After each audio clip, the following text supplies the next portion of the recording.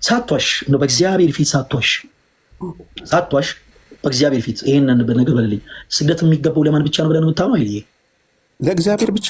በእግዚአብሔር ፊት ሳትዋሽ 20 ዓመት ሙሉ አንተ ሰግደህ ታውቃለህ? ፕሮቴስታንት ኮንክ በኋላ በጣም ሰግደው በጣም እሺ፣ አንድ ጊዜ ካሜራን ክፈትና ፕሮቴስታንቶች ወንድሞች እንዴት እንደምሰግዱ አሳየን፣ የስግደት ስርዓት። ኦኬ። አዎ ኃይልዬ ረገረገረገረገረ አንተ ሰውዬ ጸጉር የለህም ኃይልዬ ወንድማችን። እሺ ኃይልዬ ተወዳጅ ወንድማችን፣ ለዚህማ ኮፍያ ያስፈልጓል፣ ለዚህ ጭንቅላት ብርድ እንዳይመታው። ይኸው እኔ ራሱ ሸልም ያለው። እሺ ኃይልዬ በል ስልክህን አስቀምጠውና እኛ ፕሮቴስታንቶች ስንሰግድ ለኢየሱስ እንዲህ ብለን ነው የምንሰግደው ብለህ እስኪ የስግደት ስርዓታችሁን አሳየን። የትኛው ፕሮቴስታንት ሰግዶ አያውቅም ብለን እናምናለን እኛ ኦርቶዶክሳውያን። የትኛው ፕሮቴስታንት ግንባሩ መሬት ነክቶ አያውቅም? አንተ አይደለህም ዘላለም ራሱ ሐዋርያው ዘላለም ሰግዶ አያውቅም።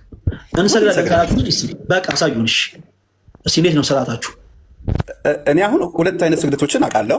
መጀመሪያ ስግደት አካላዊ በሆነ መልኩ ከሆነ ነው። ስግደት ስፒሪቹዋል መንፈሳዊ ነው። ስለ አካላዊ በአካል መንበርከክን አይደለም። ይኸውልህ ስለ አካላዊ መንከባለልን ኃይሌ አካላዊ በሆነ ጉዳይ መንከባለል አይደለም፣ አክሮባት ስለመስራት አይደለም። ስለ ስግደት ስልክን ቁጭ አድርገውና ለምሳሌ ኦርቶዶክሳውያን ስታማትቡ እንዴት ብላችሁ የምታማትቡት? ለምሳሌ ተሳሷል አንዱ እንዲህ የሚያማትብ አለ። ከዚህ ነው የሚጀምር አለ። አይ ስህተት ነው። እኛ ኦርቶዶክሳውያን ስናማትብ ከዚህ ጀምረን መስቀለኛ ሰርተን ከግራ ወደ ቀኝ እጃችን እናደርጋለን ብዬ እኔ ስርዓት አሳያለሁ። እናንተ ፕሮቴስታንቶች እንዴት ነው ስግደት የምትሰግዱት? ሲሰግድ አሳየን። ምንድን ነው እኔና እኔ የመሰል ሰዎች ስንሰግድ ያየሁት የምሰግደው? እስኪ አሳይ፣ በአክሽን አሳየን። ስልኬን ይኸውልህ ቁጭ አድርገው ላሳየህ። መሬት ላይ ቁጭ አድርገውና የሚታይ የተወሰነ ክፍሌ ነው። እንደሱማ ትከብደናለህ ኃይልዬ፣ ትወልቅብናለህ። እንደሱ ይኸውልህ እንደሱ ያለ ስልክህን ግድግዳው ላይ አስቀምጦ መሬት አካባቢ ግድግዳው ላይ አስቀምጦ ይለይ ላሳይ።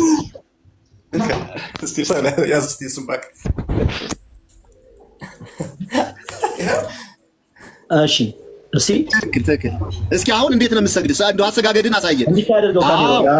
በቃ አሳየን። እንዴት ነው የምትሰግድ? ይሻል እንዴት ነው? እስኪ ለኢየሱስ ስገድለት። አሁን ለኢየሱስ ይስገድ፣ ግድ የለም። ለኢየሱስ እንዴት ነው የምትሰግድለት? ቀጥል። አሁን ለኢየሱስ እየሰገድኩ አይደለም፣ ለእናንተ እያሳየው ነው። እሺ አሳየን።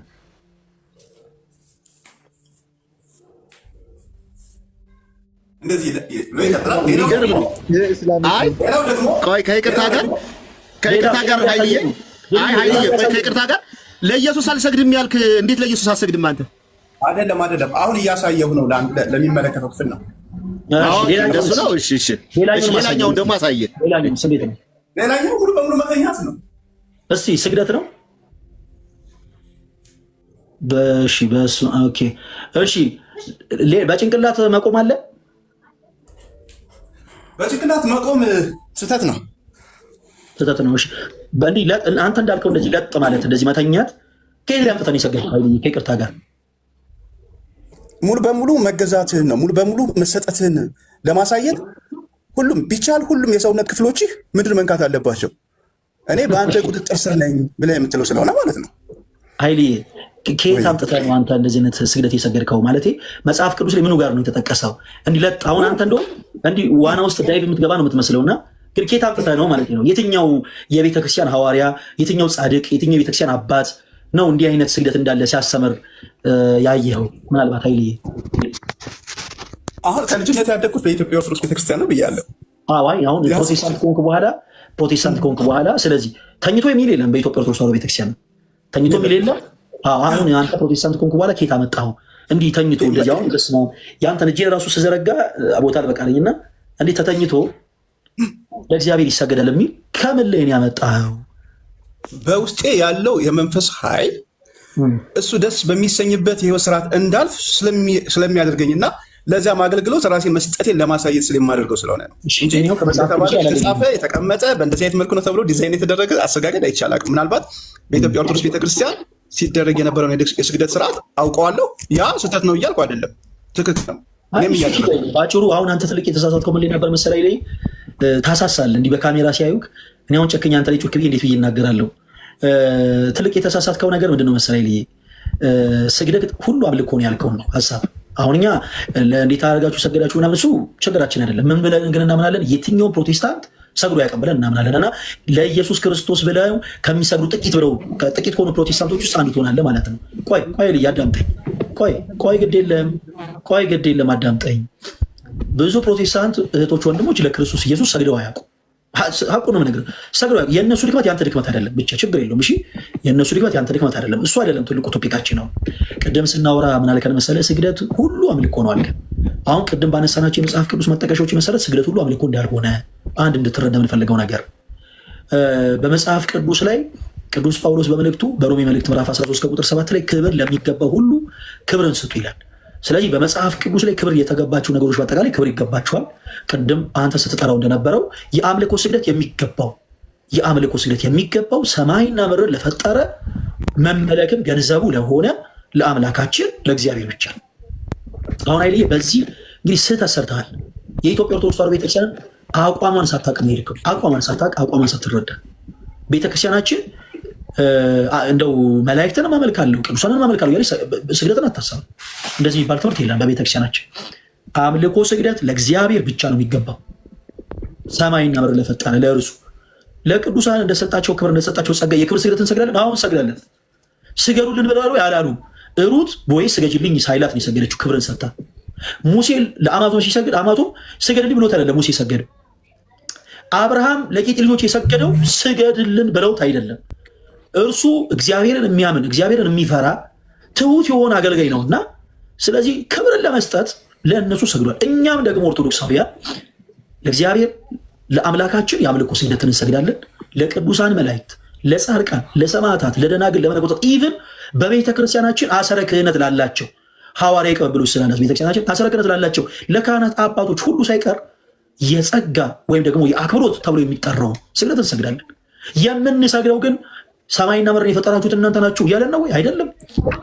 አይደለም። እንዲህ የሚል ትምህርት የለም በቤተክርስቲያናችን። ይልቁኑ የጸጋ ልክ ቅድም እንደተጠቀሰው ለምሳሌ ይሄን ነገር በደንብ ተረዳ ኃይልዬ። ቅዱስ የምንለው አምላካችን እግዚአብሔርን ብቻ የእሱ ቅድስና የባህሪው ነው። ማንም አይሰጠው፣ ማንም አይነጥቀው። ቅዱሳን የምንላቸው ደግሞ በጸጋ ቅድስናን ያገኙ ናቸው።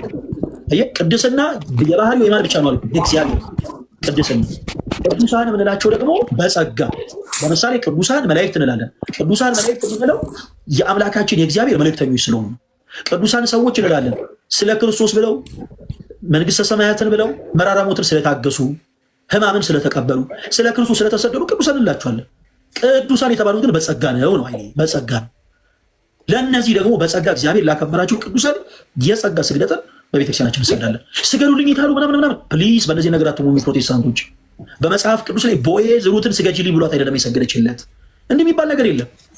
ሲቀጥል ደግሞ ሌላው ሀሳብ ላላያችሁት ነገር እንዴት ትሰግዳላችሁ የሚል ደግሞ ሌላ ሀሳብ አለ በፕሮቴስታንቱ አለ። ላላያችሁት ነገር እንዴት ትሰግዳላችሁ? በመጽሐፍ ቅዱስ ሰዎች ላዩትም ነገር ሰግደዋል፣ ላላዩትም ነገር ሰግደዋል። ላላዩትም ነገር ለምሳሌ ቅድም ያነሳሁት የመጽሐፍ ቅዱስ ክፍል ላይ ዳዊት ጉባኤውን ሁሉ አመስግኑ አላቸው፣ አመሰገኑ፣ ለእግዚአብሔርና ለንጉሱ ሰገዱ። ላዩት ዳዊት በአይናቸው ለሚመለከቱት ዳዊት የክብርን ስግደት እንደሰገዱ እናምናለን እኛ። ለእግዚአብሔር ደግሞ አላዩትም፣ እግዚአብሔርን አልተገለጠላቸውም።